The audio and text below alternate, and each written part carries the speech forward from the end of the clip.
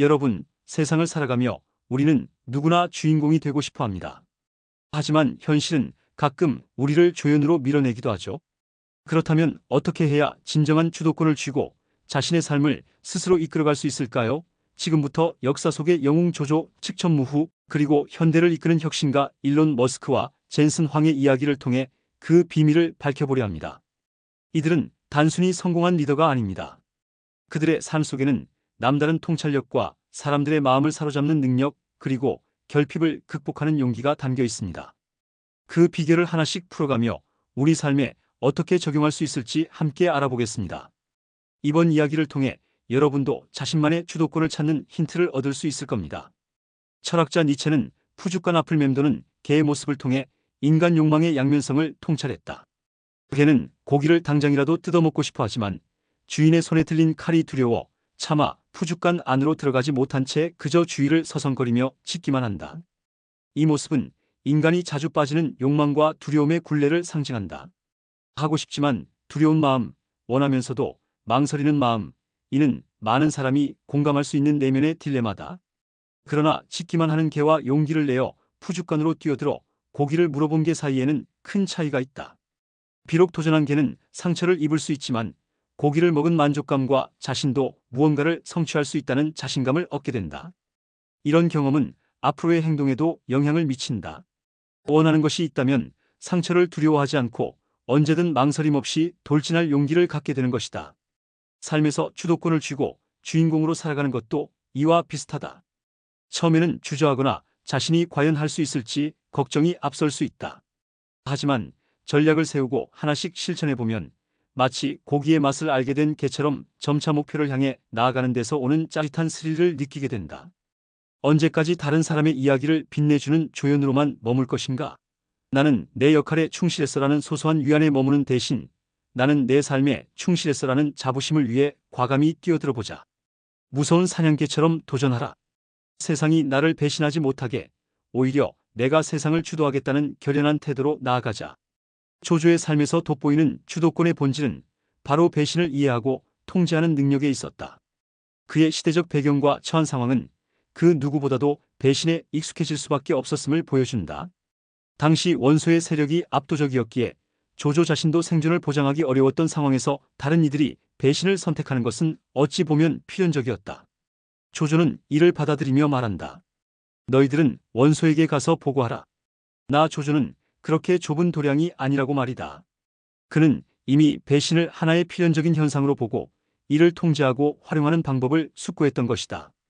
조조의 통찰은 단순히 배신을 두려워하거나 회피하는 것이 아닌 그것을 전략적으로 다루는 데 있었다. 배신을 막는 것이 아니라 배신을 예상하고 그 뒤에 숨겨진 인간 본성을 이해하며 이를 자신의 이익으로 연결시키는 방식이었다. 이러한 조조의 태도는 현대에서도 유효하다.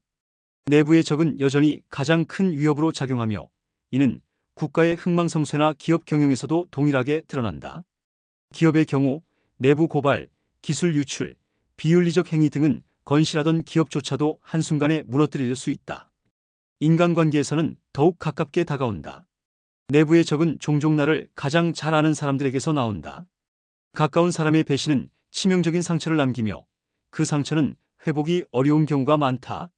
그렇다고 해서 배신에 대한 두려움 때문에 인간관계를 단절하거나 사회생활을 피할 수는 없다. 중요한 것은 배신의 본질을 얼마나 잘 이해하고 다룰 수 있는가에 달려있다. 모르는 것이 두려움을 낳고 익숙하지 않은 것이 나를 상처 입히는 법이다. 배신을 피할 수 없다면 그 원인을 분석하고 그 본질을 이해하며 자신에게 유리한 방향으로 대응하는 것이야말로 주도권을 지키는 핵심이다. 이 점에서 조조는 한 시대를 풍미한 상징적인 인물이다.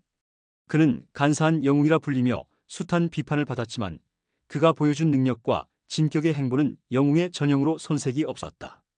그의 삶에는 배신이라는 키워드가 끊임없이 등장한다. 어린 시절에 여백사 가족 사건에서 시작해 배신자도 과감히 등용하는 능력주의적 리더십, 그리고 최측근인 순욱의 배신 기미와 죽음까지. 조조는 배신의 위험 속에서도 자신만의 주도권을 확립하며 이를 극복하는 지혜를 통해 역사를 새롭게 써내려갔다. 그는 배신자를 처벌하는 데서 그치지 않았다. 오히려 배신의 의도를 읽어내고 이를 전략적으로 활용하며 자신의 진영을 확장해 나갔다. 이는 단순히 개인적 감정을 억제한 것이 아니라 철저히 현실에 기반한 판단이었다. 그의 통찰은 우리에게 중요한 교훈을 남긴다. 배신은 피할 수 없는 현실이라면 그것을 이해하고 통제할 때 진정한 주도권을 쥘 수 있다. 조조가 삼국지의 첫 장을 장식하기에 손색없는 이유는 단순히 영웅적 업적을 쌓았기 때문만은 아니다. 그는 배신이라는 인간 본연의 두려움을 통제하며 그것을 기회로 전환하는 법을 우리에게 보여준 인물이었기 때문이다. 이는 오늘날에도 여전히 유효한 리더십의 본질이다. 삼국지에서 가장 질 나쁜 악당이자 악인의 대명사를 꼽으라면 단연 동탁이라고 할 수 있다. 그는 처음에는 낮은 관직으로 시작하며 주변 사람들에게 인심을 얻기도 했지만 점차 지위가 높아지면서 군대를 마치 자신의 사병처럼 활용하며 끝내 정권을 장악하고 폭정을 펼쳤다. 시간이 흐르자 점점 그를 제거하려는 사람들이 늘어났고 조조 역시 그중 한 명이었다. 하지만 암살에 실패한 조조는 도망길에 오를 수밖에 없었다. 어느 마을에서 만난 진궁이라는 자는 조조의 암살 시도 이야기에 감탄하여 고을을 관장하는 관직까지 버리고 함께 길을 떠났다.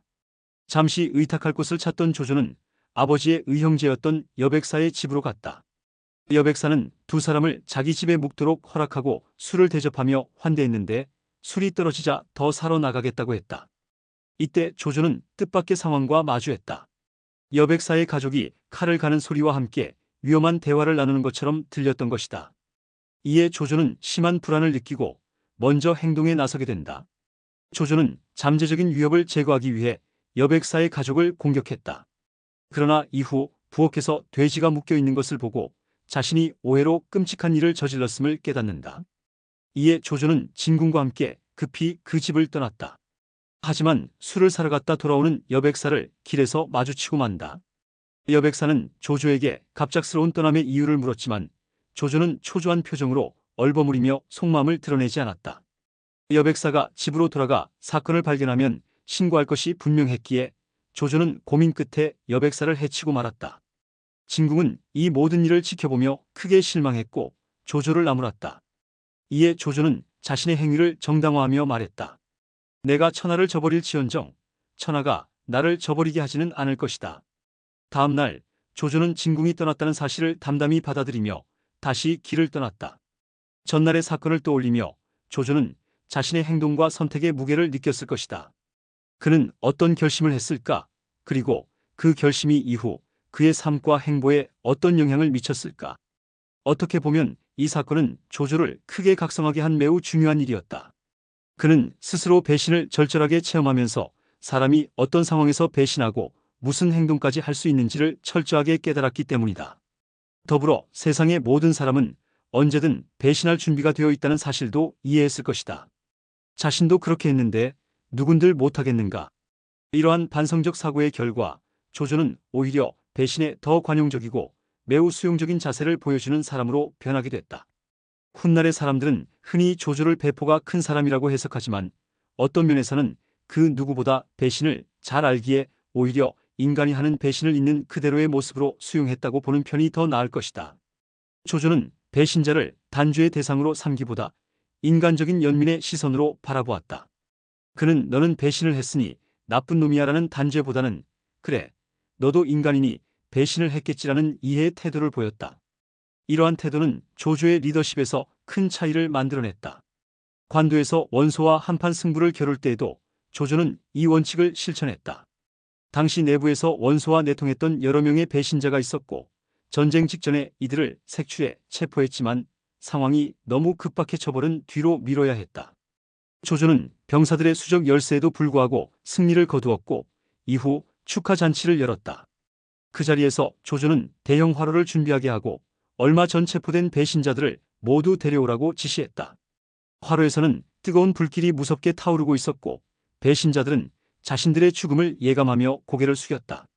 조조는 그들이 적군과 내통했던 편지를 낭독하며 주변 참모들조차 화를 이기지 못해 배신자들을 화로에 던져야 한다고 주장했다. 하지만 조조는 읽던 편지를 화로에 던져버리며 크게 웃고 말했다. 원소의 세력이 워낙 막강한 탓에 나 역시 스스로를 보존하기 어려웠는데 다른 군사들이야 어떻겠는가? 너희들은 원소에게 가서 보고하라. 나 조조는 그렇게 좁은 도량이 아니라고 말이다. 조조는 자신을 죽음으로 몰아갈 수도 있었던 배신자들을 모두 풀어주었다. 이는 어쩌면 과거 여백사를 배신했던 자신에 대한 연민에서 비롯된 것일 수도 있다. 확실한 것은 조조가 누군가의 배신을 더 이상 반드시 단죄해야 할 악행으로만 보지는 않았다는 점이다. 이러한 태도는 조조가 영웅의 길을 걷는 데에도 큰 도움을 주었다. 그는 과거의 이력에 상관없이 인재를 받아들여 자신의 진영을 견고하게 만들었다. 조조의 인재 등용 원칙은 유죄시거, 즉 재주만 있다면 과거와 관계없이 누구든 받아들인다는 것이었다. 심지어 주군을 배신했던 사람마저도 묻지도 따지지도 않고 등용했다. 조조의 이러한 실용주의는 훌륭한 방식으로 여겨지지만 여기에는 전제가 필요하다. 바로 배신을 막을 수 있는 능력이다. 과거에 배신을 당해본 경험이 없거나 앞으로의 배신을 방지할 자신감이 없다면 이러한 방식으로 인재를 등용하기는 어렵다. 그러나 조조는 자신감이 있었다. 그는 자신이 이미 배신에 대해 누구보다 잘 이해하고 있었기에 이를 통제하고 활용할 수 있는 능력을 갖추고 있다고 믿었던 것이다. 어떤 의미에서 배신을 이해한다는 것은 사람을 이해하는 일이라고 할 수 있다.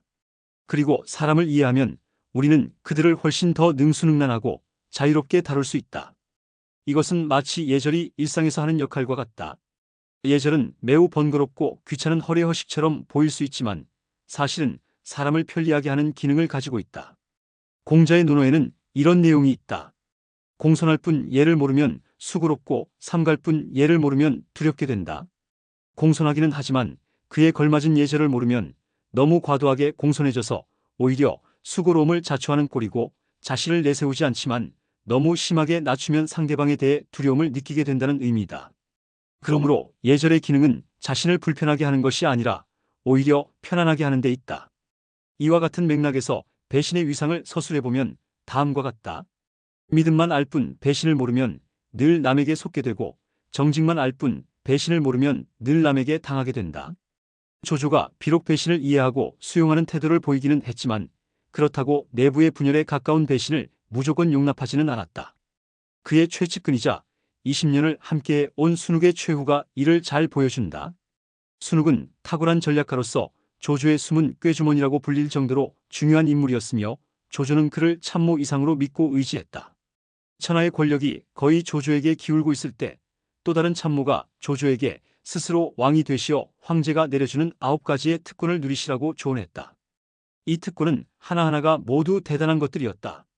황금 수레를 타고 곤룡포를 입으며 황제를 만날 때에도 신발을 벗지 않을 수 있고 부모의 제사를 신처럼 모실 수 있으며 심지어 누군가를 죽여도 살인죄로 처벌받지 않을 수 있는 특권이었다. 하지만 순욱은 조조가 이런 특권을 누리는 것을 격렬히 반대했다. 조조는 순욱의 태도를 보고 깜짝 놀랐다.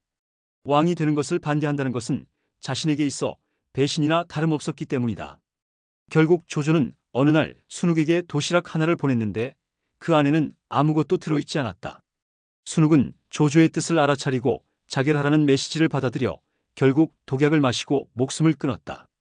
조조는 순욱을 너무도 잘 알고 있었기에 그의 뜻을 꺾을 수 없다는 사실을 알았고 제거라는 최후의 방법을 선택할 수밖에 없었다.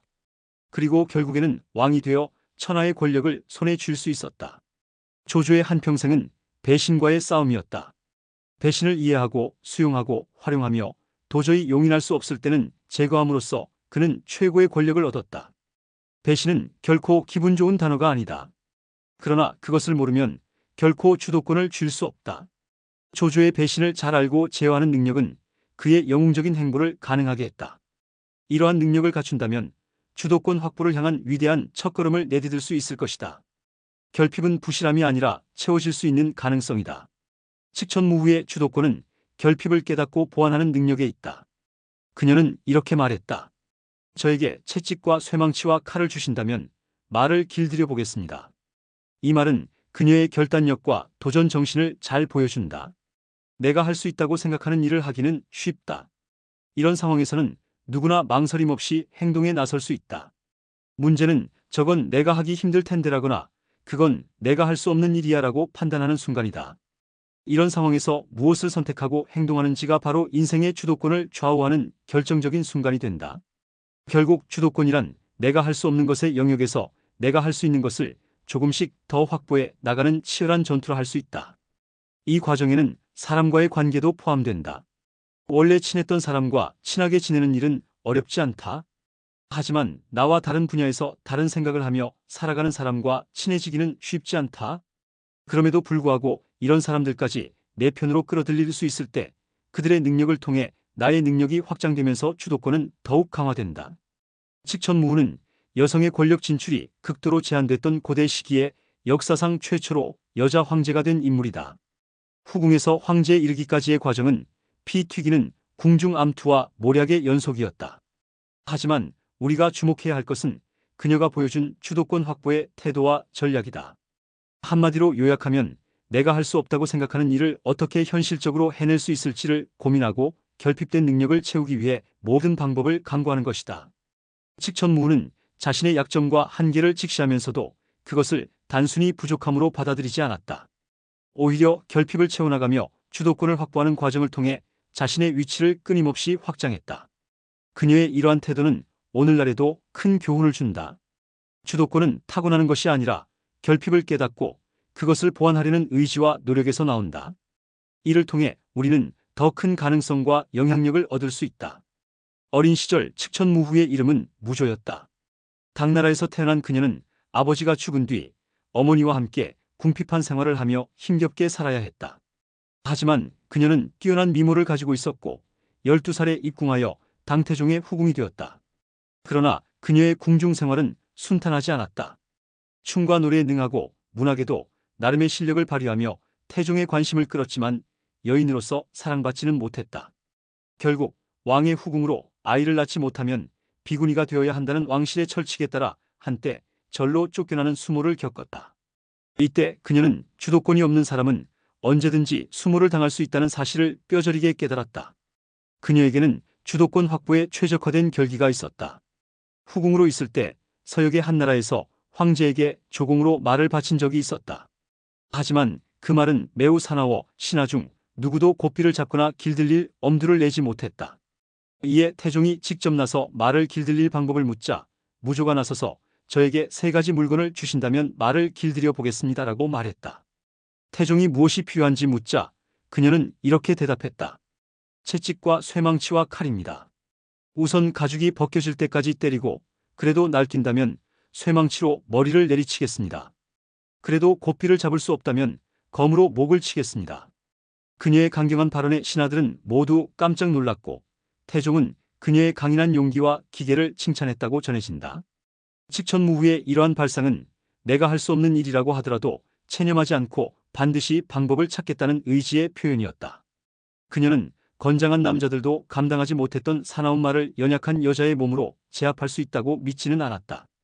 대신 채찍, 쇠망치, 칼이라는 수단을 통해 자신의 결핍을 보완하려 했고 이를 디딤돌로 삼아 목표를 향해 나아갔다. 이후에도 그녀는 수단과 인프라를 확보하는 데 심혈을 기울였다. 궁중의 최고 실력자가 되기 위해서는 궁중 내의 고급 정보를 꿰뚫고 있어야 했다. 하지만 혼자의 힘으로는 정보에 접근하는 것조차 어려웠다. 이를 타개하기 위해 그녀가 선택한 방법은 환관과 궁녀를 포섭하는 것이었다. 이들을 통해 궁중의 고급 정보를 수집하며 주도권을 점차 확장해 나갔다. 황제의 자리에 오른 뒤에도 그녀의 전략은 변하지 않았다. 그녀는 파격적인 인사제도를 도입해 신진 세력을 구축하는 데 심혈을 기울였다. 전례 없는 여성 황제가 된 그녀는 궁중 내의 강력한 반대 세력을 예상했고 이를 극복하기 위해 학벌과 가문을 따지지 않고 능력 있는 인재들을 발탁했다. 그녀는 충성을 바칠 수 있는 청렴하고 유능한 인물들을 끌어모아 친위 세력을 구축하며 자신의 권력을 더욱 공고히 했다. 칙천무후의 이러한 태도와 전략은 결핍을 보완하고 자신의 약점을 강점으로 전환하며 역사를 새롭게 써내려간 사례로 남아있다. 우리는 가끔 나의 현재 상태가 나의 미래 상태를 결정한다는 착각에 빠지곤 한다. 하지만 현재와 미래 사이에는 수많은 변수가 있으며 자신의 결핍을 채울 수 있는 시간과 기회는 얼마든지 있다. 중요한 점은 하면 된다와 같은 단순한 태도가 아니라 어떻게 하면 될까를 고민하는 자세다. 자신의 부족한 점을 파악하고 이를 보완하기 위해 강하게 질주한 현대의 경영자를 꼽으라면 단연 아마존의 창업자 제프 베조스를 들 수 있다.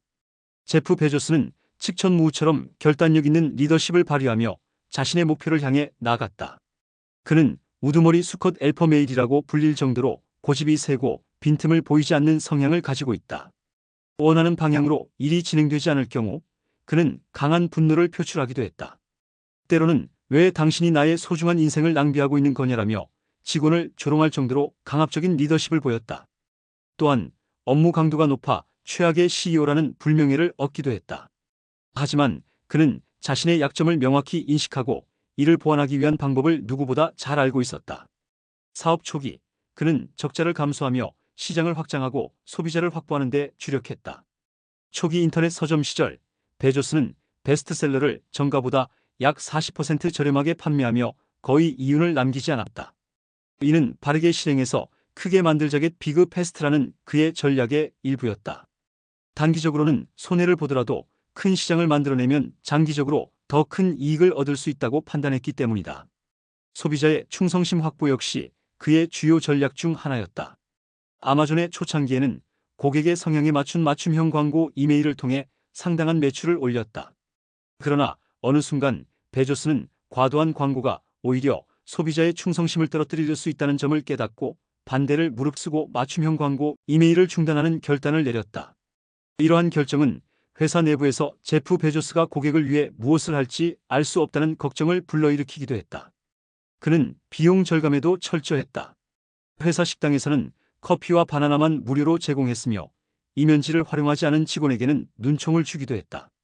이러한 노력 끝에 그는 창업 이후 기업 가치를 1000배 이상으로 끌어올리며 아마존을 세계 최강의 전자상거래 업체로 성장시켰다. 그의 행보는 그 어떤 희생을 감수하고 황제의 자리에 오른 측천무후의 모습과도 닮아있다. 제프 베조스의 성공은 결핍을 극복하고 장기적인 관점에서 목표를 실현하는 과정이 얼마나 중요한지를 보여준다. 현재의 상태에 머무르지 않고 결핍을 보완하려는 노력과 창의적인 접근이 미래의 성취를 결정짓는 핵심이라는 점에서 그의 이야기는 우리에게 큰 영감을 준다. 살다 보면 희생을 감수해야 할 때가 있다. 하나를 얻기 위해서는 하나를 잃어야 한다는 말처럼 희생과 고통 없이는 원하는 목표에 도달하기 어려울 때가 많다. 고통스러운 육체의 계책이라는 뜻의 고육지가 이를 잘 보여준다. 이 전략은 특히 자신이 가진 것이 별로 없는 결핍의 상황에서 더욱 절실히 필요하다. 삼국지에서 조조의 100만 대군에 맞선 연합군의 총사령관 주유는 걱정과 고민에 휩싸였다. 현재 상태로는 도저히 조조의 군대를 이길 방법이 보이지 않았기 때문이다. 결국 조조를 속이기 위한 계책을 떠올렸지만 백전노장인 조조가 쉽게 속을 리 없었다. 이때 주유의 부하 황계가 항복을 제안했고 그것이 주유의 분노를 사서 곤장을 맞는 척하는 거짓 쇼를 계획했다. 황계는 무려 100여 대의 곤장을 맞으며 엉덩이가 허물어지고 몇 번이나 까무러치는 고통을 감내해야 했다. 그러나 이러한 장면을 연출함으로써 조조를 속이는 데 성공했고 주유의 연합군은 결국 큰 승리를 거둘 수 있었다. 우리 역시 자신에게 부족한 점이 있고 과연 내가 할 수 있을까? 라는 의심이 들 때 황계의 고통을 떠올려야 한다. 부족한 것을 채우기 위해서는 적합한 수단을 찾아야 하고 그 수단을 자신의 것으로 만들기 위해서는 고통을 감내할 필요가 있다. 이러한 과정에서 비로소 측천무후가 보여준 결핍을 깨닫고 보완하는 능력이 강해지고 우리는 한 단계씩 더 높이 전진할 수 있을 것이다. 하수는 난장판을 만들며 싸우지만 고수는 소리 없이 이긴다. 가후의 주도권은 배후를 쥐고 흔드는 능력에서 나온다. 죄송합니다. 잠시 원소와 유포 부자를 생각하느라. 라는 그의 말은 가후의 전략적 사고와 내면의 깊이를 보여준다. 주도권은 앞에 나서서 목소리를 높이고 주먹을 휘두른다고 해서 확보되는 것이 아니다. 지나친 의욕은 오히려 난장판을 만들고 그 과격함이 주변의 경계를 불러일으킬 수 있다. 반면 더 강력한 주도권은 배후를 쥐고 흔드는 능력에서 비롯된다. 이는 표면이 아닌 심층의 흐름을 공략하는 전략으로 앞에 나서지 않고도 원하는 상황을 만들어내고 소리 없이 이기는 방법이다. 마치 팔다리를 마구 움직여 힘겹게 헤엄치는 대신 강물의 거대한 흐름에 몸을 맡기면 훨씬 적은 노력으로 강한 추진력을 얻는 것처럼 가후는 자신의 전략적 위치를 통해 주도권을 확보했다. 삼국지의 마니아들 중 가후를 좋아하는 사람들이 많은 이유도 여기에 있다. 적지 않은 역사가들이 가후를 제갈공명보다 뛰어난 전략가이자 처세술의 달인으로 평가한다. 역사 속에서 탁월한 참모들조차 주군이나 주변 경쟁자들에 의해 비참한 최후를 맞는 경우가 많다. 그러나 가후는 5명의 주군을 섬기며 77세라는 당시로서는 장수한 나이에 자신의 집에서 편안하게 생을 마감했다. 그가 이렇게 할 수 있었던 이유는 단순하다. 그는 대의명분이라는 누구도 거역할 수 없는 거대한 흐름을 자신의 추진력으로 삼았고 스스로가 만든 방해물에 걸려 넘어지지 않도록 사전에 철저히 대비했다. 가후의 사례는 주도권이란 단순히 겉으로 드러난 힘에서 나오는 것이 아니라 보이지 않는 흐름을 통제하고 활용하는 능력에서 비롯된다는 것을 보여준다. 이는 오늘날에도 유효한 교훈으로 진정한 리더십은 난장판 속에서 싸우는 것이 아니라 조용히 흐름을 제어하며 소리 없이 승리를 거두는 데 있다. 가후의 출발은 그다지 보잘것없었다. 그는 중원에서 멀리 떨어진 변방의 평범한 가정에서 태어났고 비록 한때 관직을 얻기는 했지만 병이 생겨 그마저도 그만두게 되었다. 재주가 없었던 것은 아니었지만 운이 따르지 않아 오랜 무명의 세월을 보냈다. 그러나 동탁의 신하가 되면서부터 그의 능력이 조금씩 빛을 발하기 시작했다. 오랜 무명의 시간이 오히려 그의 내공을 키운 것일까? 가후가 선택한 가장 실천적인 지혜는 바로 대의명분이었다. 그는 빠르고 현실적인 이익도 중요하다고 여겼지만 대의명분이야말로 주도권을 장악하는 최적의 무기라고 생각했다. 가후가 동탁의 부하로 있을 때였다. 동탁이 암살당한 뒤 장수들은 군대를 해산하고 도망가려 했다. 이때 가후는 장수들을 설득해 동탁을 살해한 무리를 공격하도록 했으며 그 결과 정권을 장악했다. 가후가 제일 먼저 한 일은 대의명분을 세우고 이를 세상에 공표하는 것이었다. 천자를 받들어 천하를 편안하게 한다는 대의명분은 혹시 있을지 모를 반격과 백성들의 불만을 잠재우는 데 효과적이었다. 이후 가후가 장수를 모시고 있을 때 원소나 조조와 동맹을 맺어야 할 선택의 기로에 섰다. 가후는 조조와 동맹을 강력히 주장했다. 그 이유는 조조가 황제를 데리고 있으니 이는 대의명분에 맞다는 것이었다. 가후의 주장을 들은 장수는 조조와 동맹을 맺고 성대한 환영을 받았다. 이처럼 가후는 항상 선택의 순간이나 위기 상황에서 대의명분을 최우선으로 삼았고 그것을 따르는 데 주저하지 않았다. 대의명분은 오늘날에도 우리의 주도권 장악에 큰 도움이 된다. 내 생각은 이거야라거나 나는 이걸 하고 싶어라고 하면 상대방이 쉽게 반박할 여지를 남길 수 있다. 그러나 이렇게 하는 것이 맞는 것 아니야? 또는 사람이라면 누구나 이렇게 해야 하지 않을까? 라고 말하면 이는 쉽게 부정하기 힘든 논리가 된다. 이는 나라는 개별성에 의지하기보다는 정당성과 보편성이라는 대의명분에 기반을 두는 것이 훨씬 더 강력한 힘을 발휘하기 때문이다. 이러한 접근은 불필요한 말싸움을 줄이고 대립이 격화되는 일을 막을 수 있다. 가후가 보여준 것처럼 대의명분은 단순히 명분 이상의 가치를 가지며 효과적인 설득과 주도권 장악의 핵심 전략이 될 수 있다. 가후의 또 다른 특징은 강하게 직접적으로 상대방을 압박하지 않고 흥미로운 주제를 던져 부드럽게 자극한다는 것이다. 그 결과 상대가 스스로 문제를 해결할 수 있도록 유도한다. 그가 훗날 왕이 된 조조를 모실 때의 일화가 이를 잘 보여준다. 조조가 장남 조비와 둘째 조식 중 누구를 후계자로 삼는 것이 좋겠냐고 물었을 때 가후는 곧바로 대답하지 않고 멀뚱멀뚱 하늘만 쳐다보았다. 조조가 무슨 생각을 하시오? 라고 재차 묻자 그제야 가후는 이렇게 대답했다. 죄송합니다. 잠시 원소와 유표 부자를 생각하느라. 이 말을 듣고 조조는 크게 웃음을 터뜨렸다. 원소와 유표는 모두 장남을 후계자로 세우지 않아 내분으로 망했던 인물들이었기 때문이다. 가후는 강하고 빠른 직구 대신 휘어지는 커브를 던져 상대가 스스로 문제를 해결하게 만드는 방식을 선호했다. 이는 드러나지 않으면서도 협상과 조정을 통해 자신이 원하는 결과를 이뤄내는 막후 정치를 연상케 한다. 현실에서도 이러한 막후 정치는 배후를 쥐고 흔드는 능력을 가능하게 한다. 자신과 주도권을 다투는 사람에게 접근해 왜 이런 문제가 생겼는지 그리고 어떻게 해결해야 하는지 허심탄회하게 이야기해 보자라고 제안하는 방식이다. 상대의 원하는 것과 지키고 싶어하는 것을 파악하고 이에 대한 힌트를 제공하면 대립 없이도 문제를 해결할 수 있다. 이는 격렬하게 부딪히지 않으면서도 격렬한 문제를 해결하는 일종의 소리 없는 아우성이다. 영국의 조직문화 컨설턴트이자 정치 분석가인 이언 레슬리는 격렬한 의견 대립은 문제를 해결하기보다 오히려 회피하는 결과를 낳는다고 지적한다. 우리의 뇌는 대립 상황에서 이미 자신이 공격받고 있다고 느끼며 신체적 위협을 받을 때와 동일한 뇌 부위가 활성화된다. 이러한 상황에서 우리는 본능적으로 회피하려 하며 그 중 하나가 상대방에게 비난을 퍼붓는 것이다.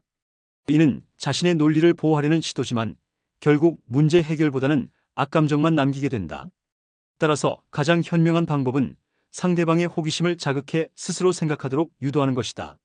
가후가 조조의 질문에 직접 대답하지 않고 원소와 유표 부자를 생각하느라 라고 말한 것은 흥미를 유발하고 조조가 스스로 문제를 해결하도록 한 대표적인 사례다. 상대방과 격렬하게 싸워서 이기는 것도 한 가지 방법이지만 난장판을 만드는 동안 더 많은 자원을 소모하고 피해가 커지며 상처가 오래간다. 반면 탄탄한 대의명분에 기댄 상태에서 대립하지 않고 문제를 해결하는 배후를 쥐고 흔드는 능력을 갖춘다면 훨씬 더 현명하게 승리를 거둘 수 있다. 일론 머스크의 주도권은 꺼지지 않는 가능성이다. 많은 사람의 마음은 대단한 힘을 발휘하고 많은 사람의 말은 쇠도 녹일 만큼 대단하다. 주도권의 본질 중 하나는 집단의 힘을 나의 힘으로 전환하는 능력이라고 할 수 있다. 사람들의 관심과 지지를 끌어내고 이를 나의 목표에 동참시킴으로써 훨씬 힘찬 전진의 동력을 얻는 것이다. 하지만 이는 일회성으로 그쳐서는 안 된다.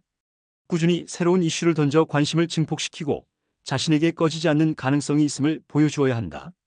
그래야만 사람들의 결집력은 더욱 강해지고 성공에 관한 경험이 쌓여 결국 살아있는 레전드가 될 수 있다. 이러한 방면에서 가장 탁월한 면모를 보여주는 현대 경영자를 꼽으라면 단연 일론 머스크 이에로엔 머스크다. 세계 최고의 부자 중 한 명인 그는 때로는 엉뚱하고 때로는 충격적인 구설수를 낳기도 하지만 그가 글로벌 기업의 각축전에서 매우 큰 축을 담당하고 있다는 사실을 부인하기는 어렵다.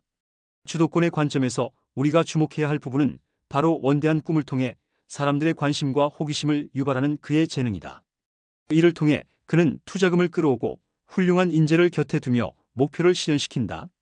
어떻게 보면 그 출발은 관심을 끄는 재주일 수 있다. 그러나 사람들의 관심과 호기심이라는 집단의 힘은 대단한 영향력을 발휘하며 때로 성공과 실패를 좌우하기도 한다.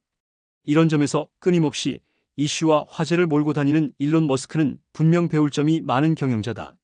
그는 한계를 넘어서는 비전을 제시하며 사람들에게 꺼지지 않는 가능성을 보여주는 동시에 집단의 에너지를 자신의 목표로 전환시키는 데 탁월한 능력을 가지고 있다.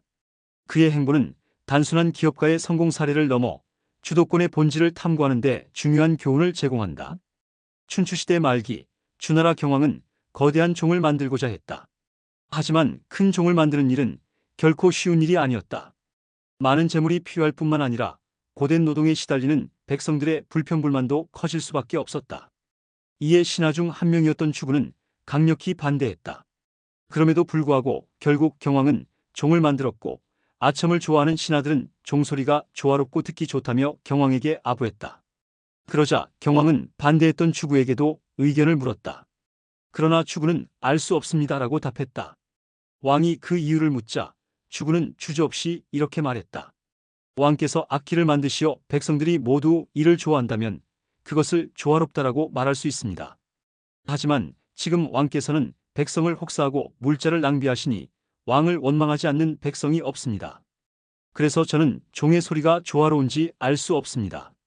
게다가 백성들이 좋아하는 일은 성공하지 않는 것이 거의 없고 백성들이 싫어하는 일은 실패하지 않는 것이 거의 없습니다.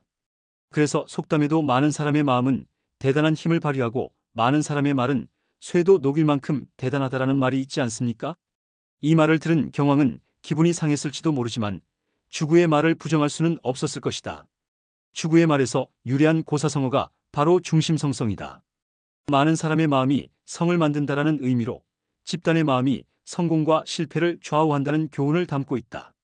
이는 주도권의 확보와 유지에서도 매우 중요한 교훈이다. 결국 얼마나 사람들의 마음을 내 편으로 끌어들이고 관심을 갖게 하느냐가 주도권의 질과 양을 결정하기 때문이다. 하지만 이러한 집단의 힘을 내 것으로 만들기 위해서는 상식을 뛰어넘는 신묘한 방법과 원대한 꿈의 제시가 반드시 필요하다. 남북 조시대 송나라에는 종각이라는 장군이 있었다. 그가 지금의 베트남 지역인 이뭅을 공략할 당시 이뭅의 왕은 코끼리를 앞세워 공격해왔다. 이에 송나라 군대는 연전연패하며 맥을 못 추었다. 그러나 종각은 한 가지 꾀를 냈다. 병사들을 사자로 변장시켜 코끼리 앞에서 춤을 추게 한 것이다. 놀란 코끼리들은 모두 도망쳤고 병사들은 종각의 신묘한 방법에 감탄하며 충성을 바쳤다. 종각은 어렸을 때부터 탁월한 무예와 함께 원대한 꿈을 발표해 주변 사람들을 놀라게 했다. 그는 14살 때 10명의 떼강도를 물리친 적이 있었고 이를 본 숙부는 그를 대견하게 여겼다. 한 번은 숙부가 종각에게 너는 장차 커서 무엇이 되고 싶으냐? 라고 묻자 종각은 이렇게 대답했다. 거센 바람을 타고 만리의 물결을 헤쳐나가고 싶습니다. 종각의 대답은 단순히 장군이 되고 싶다거나 고위관직에 오르고 싶다라는 식의 소망을 넘어선 것이었다. 그의 만리의 물결을 헤쳐나가고 싶다라는 표현은 그의 원대한 의지와 상상력을 담고 있어 듣는 이들에게 깊은 인상을 남겼다. 오늘날로 치면 이는 훌륭한 카피라이터의 능력을 보여준 셈이다. 이러한 상상력과 원대한 꿈은 종각이 집단의 마음을 사로잡고 주도권을 확고히 하는데 큰 밑거름이 되었다. 일론 머스크는 판을 뒤집는 색다른 꿈을 발표해 사람들을 놀라게 하고 그 결과 마음을 결집해 자신의 힘으로 전환하는 데 탁월한 능력을 발휘한다. 그의 사업들은 모두 기존의 틀을 넘어서는 혁신으로 가득 차 있다. 전기차 회사인 테슬라는 석유로부터의 해방을 목표로 하며 더보링 컴퍼니는 지하 터널을 통해 초고속 수송 시스템을 개발하고자 한다. 뉴럴링크는 인간의 뇌와 컴퓨터를 연결하는 신기원을 열려고 한다.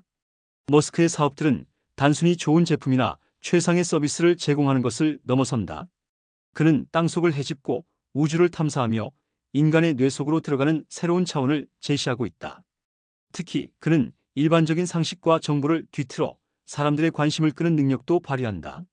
스페이스X의 창립 목표는 우주의 본질을 이해하기 위해서라는 독특한 선언으로 사람들의 호기심을 자극했다. 경영의 세계에서 비전, 가치, 행복과 같은 표현은 자주 사용되지만 본질에 대한 이해는 낯설면서도 강렬한 인상을 남긴다. 더보링 컴퍼니의 이름 또한 마찬가지다.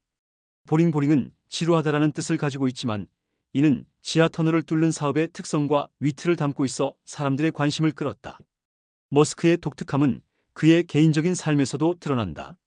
그는 자신의 아들에게 XEA-10이라는 기괴한 이름을 지어줬으며 이를 X-애쉬 아크엔젤 12라고 설명했다. 이 이름은 의미를 떠나서 언론의 주목을 받으며 전 세계의 관심을 끌었다. 이러한 독특한 행보는 머스크를 창의적이고 용기 있는 사람으로 기억하게 만든다. 그러나 그의 행동은 단순히 말초적인 관심을 끌기 위한 것이 아니라 인류의 미래에 대한 진정성을 느끼게 한다. 머스크는 인터뷰에서 이렇게 말했다. 저는 부자로 죽을 것 같지 않습니다. 화성 기지 건설에 제 재산 대부분이 소모되더라도 놀랍지 않을 것입니다. 미래가 더 나아지길 바랍니다. 저는 인생을 발전시키는 새롭고 흥미로운 일을 하고 싶습니다. 그는 페이팔 매각으로 얻은 1억 8천만 달러를 스페이스X에 1억 달러, 테슬라에 7천만 달러, 솔라시티에 1천만 달러를 투자했다고 밝혔다. 집세를 내기 위해 돈을 빌려야 했습니다. 라며 자신의 헌신을 보여주었다. 또한 그는 내 생애 동안 인류가 화성에 착륙하지 않는다면 매우 실망할 것입니다. 라고 말했다. 머스크는 자신이 때로 사람들에게 불편함을 줄 수 있음을 인정하며 제가 전기차를 재창조했고 지금은 사람들을 로켓에 태워 화성으로 보내려 하고 있습니다. 그런 제가 차분하고 정상적인 친구일 거라고 생각하셨나요? 라며 유머러스하게 자신의 독특함을 드러냈다.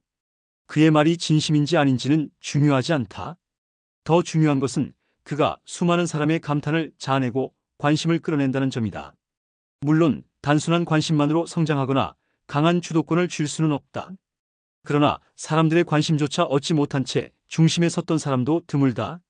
머스크처럼 꺼지지 않는 가능성을 끊임없이 보여준다면 사람들의 관심은 자연스럽게 모이고 이는 자기 발전과 주도권 확보의 중요한 계기가 될 것이다. 뒤에 서야 앞설 수 있고 잊을 수 있어야 존재할 수 있다. 젠슨 황의 주도권은 위대함을 관리하는 것이다. 하늘과 땅이 영원하고 변치 않는 것은 그것이 스스로 살려고 애쓰지 않기 때문이다. 라는 말처럼 주도권은 타인을 피폐하게 만들며 권한을 독점하는 것이 아니다. 오히려 주도권은 사람들이 자발적으로 떠받들고 위임하는 결과로 얻어지는 것이다. 이는 자신을 앞세우는 것이 아니라 오히려 자신을 비워내고 함께하는 사람들을 챙기며 지원하고 도움을 줄 때 가능한 일이다. 이를 가장 쉽게 이해할 수 있는 행동은 식당에서의 서빙이다. 식당의 직원은 자신이 먹고 싶은 음식을 주문하지 않는다. 대신 손님이 원하는 음식을 주문받고 자신의 불편함이 아니라 손님의 불편함을 해결하기 위해 존재한다. 서빙은 자신의 욕구를 비우고 타인을 지향하는 행위에 비유할 수 있다. 인공지능 시대에 가장 주목받는 경영자 중 한 명은 AI 반도체 설계 회사 엔비디아의 창립자인 젠슨 황젠선 횡이다. 애플, 구글과 함께 시가총액 최상위를 기록한 그는 말 그대로 비움과 서빙의 황제라고 해도 과언이 아니다.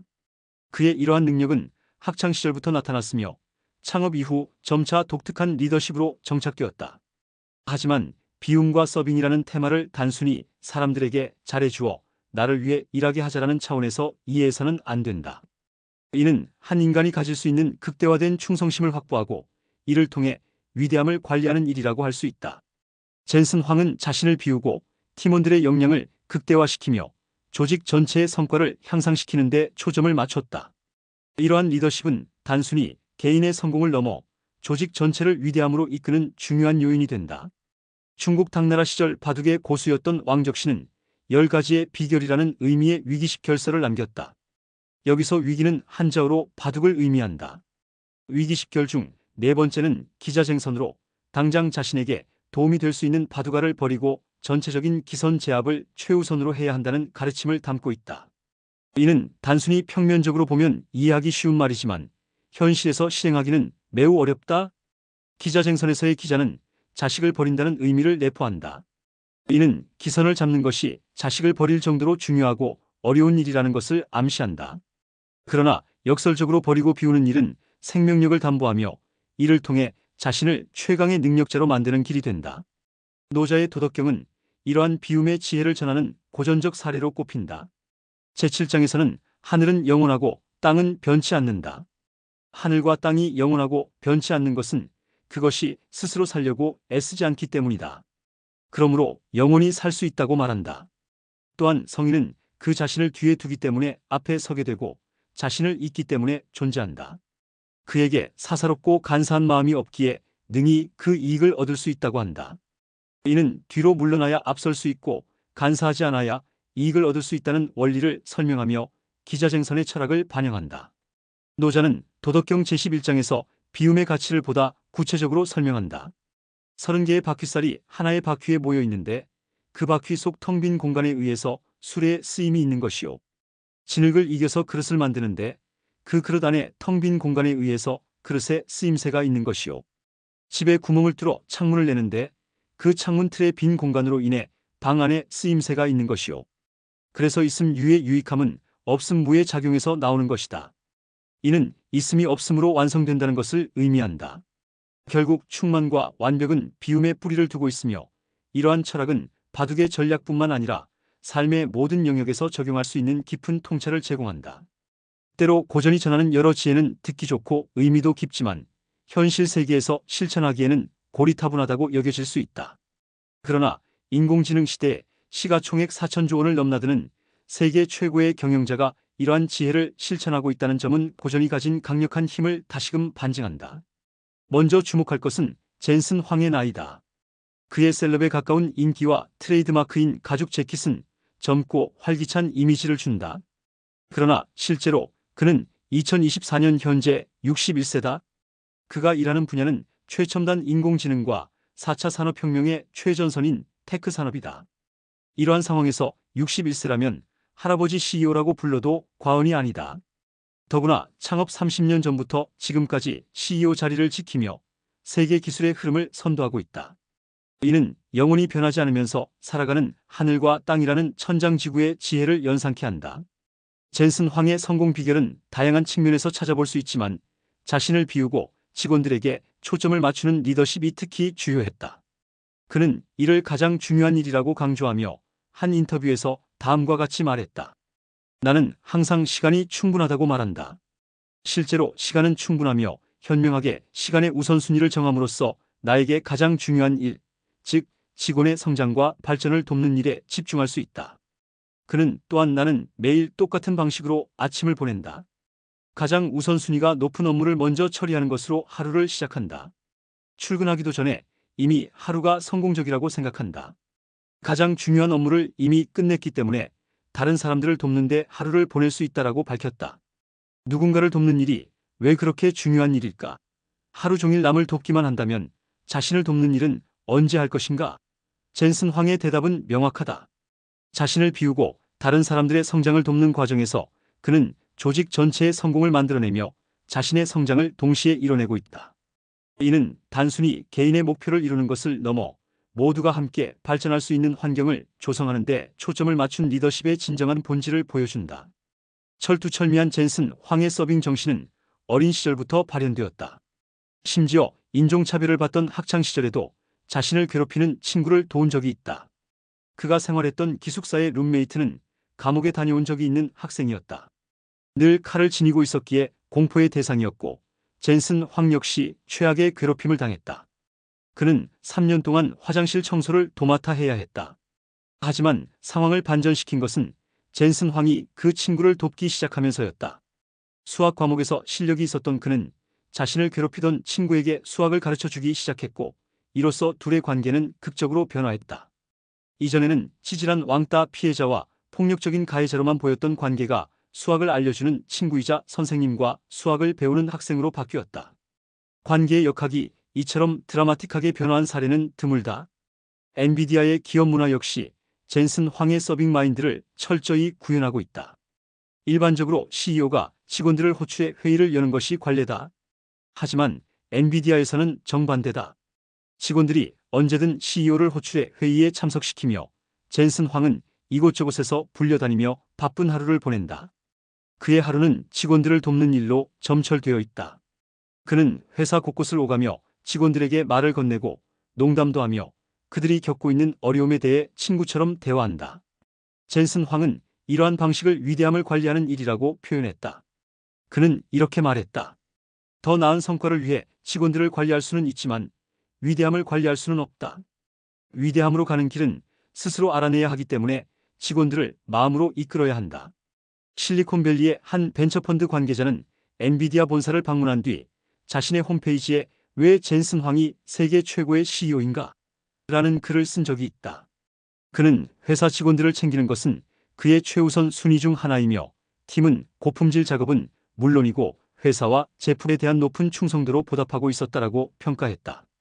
결국 젠슨 황이 직원들을 돕는 것은 단순한 서빙에 그치지 않았다. 그는 직원들로부터 극도의 충성심을 끌어내며 이를 기반으로 주도권을 확고히 했다. 그는 직원들을 위대하게 만들어 엔비디아를 위대하게 만들었고 이는 곧 그의 리더십의 성과로 이어졌다. 단순히 남을 돕는 것으로 보였던 서빙의 결과는 결국 자신에게도 고스란히 돌아왔다. 이러한 방식은 조직 생활이나 가정에서도 충분히 통용될 수 있다. 다른 사람의 문제를 해결하고 불편함을 해소하며 그들의 성장을 돕는다면 어떨까? 만약 당신에게 이런 배우자나 상사 혹은 부하가 있다면 아마도 최선의 보답을 하고 싶을 것이다. 말하지 않아도 그들을 향한 충성심은 자연스럽게 생겨날 것이다. 그들을 충성스럽게 만들고 이를 기반으로 키워진 그들의 위대함이 나에게로 향하게 하는 것. 이것이 바로 젠슨 황의 노림수였다. 바쁘게 직원들을 돕는 것처럼 보였지만 그의 실은 처음부터 끝까지 젠슨 황이 누리고 있었던 것이다. 이제 그가 했던 것처럼 위대함을 관리하는 능력을 갖춰보자. 더 깊은 차원에서 더 광범위한 영향력을 가진 주도권이 당신의 손에 들어올 것이다. 이번 영상에서 살펴본 조조, 측천무후, 일론 머스크, 그리고 젠슨 황의 이야기는 단순히 역사의 위대한 리더들의 성공담이 아닙니다. 그들의 삶 속에는 주도권을 쥐는 데 필요한 핵심적인 원칙이 숨어 있습니다. 이들은 자신의 결핍을 직시하고 이를 보완하며 사람들의 마음을 끌어모아 집단의 힘을 자신의 것으로 만들 줄 알았습니다. 주도권은 단순히 강력한 리더십이나 완벽한 능력에서 오는 것이 아니라 결핍을 인정하고 극복하려는 용기에서 시작된다는 사실을 이들의 이야기를 통해 배울 수 있습니다. 특히 조조와 젠슨 황의 사례는 배신이나 난관을 단순히 두려워하지 않고 전략적으로 활용하는 법을 보여줍니다. 조조는 인간 본성을 이해하고 배신을 통제하며 이를 통해 자신의 세력을 확장했습니다. 젠슨 황은 사람들을 돕고 서빙하며 조직 전체의 충성심을 끌어내어 단순한 CEO의 역할을 넘어 위대함을 관리하는 리더로 자리 잡았습니다. 주도권이란 결국 자신이 가진 것을 넘어선 가능성을 상상하고 이를 현실로 만들어가는 과정임을 다시 한번 느끼게 됩니다. 또한 측천무후와 일론 머스크의 이야기는 새로운 시도를 두려워하지 않고 판을 뒤집는 혁신을 추구하는 것이 얼마나 중요한지를 일깨워줍니다. 측천무후는 자신의 약점을 강점으로 바꾸며 여성이라는 한계를 넘어 황제의 자리에 올랐습니다. 일론 머스크는 끊임없는 도전과 상식을 뛰어넘는 비전을 통해 전 세계의 관심을 끌고 이를 자신의 목표 실현의 동력으로 활용했습니다. 그들은 모두 불가능을 가능성으로 바꾼 리더들입니다. 이제 여러분도 자신만의 주도권을 쥘 차례입니다. 중요한 것은 당장의 상황이나 현재의 위치가 아닙니다. 이들이 보여준 것처럼 결핍은 부실함이 아니라 가능성입니다. 결핍을 직시하고 이를 채우기 위해 도전한다면 누구나 자신의 인생에서 주인공이 될 수 있습니다. 이 영상이 여러분이 자신의 삶에서 주도권을 찾고 꿈을 실현하는 데 작은 계기가 되길 바랍니다. 오늘 함께 살펴본 조조, 측천무후, 일론 머스크, 젠슨 황의 이야기는 단순히 성공 신화를 넘어서 우리에게도 적용 가능한 강력한 통찰을 전해줍니다. 결핍을 극복하고 사람들의 마음을 얻으며 주도권을 쥐는 방법은 그리 멀리 있지 않습니다. 이들의 비밀은 결국 우리 안에도 잠재되어 있는 가능성을 믿는 데서 출발합니다. 지금까지 여러분과 함께한 시간 어떠셨나요? 이 이야기가 여러분에게 영감을 주고 스스로의 삶을 변화시키는 계기가 되길 바랍니다. 오늘부터는 여러분이 세상의 판을 이끌어가는 주인공이 될 차례입니다. 끝까지 함께해 주셔서 감사합니다. 구독과 좋아요는 앞으로도 여러분과 함께 멋진 이야기를 이어가는 데 큰 힘이 됩니다.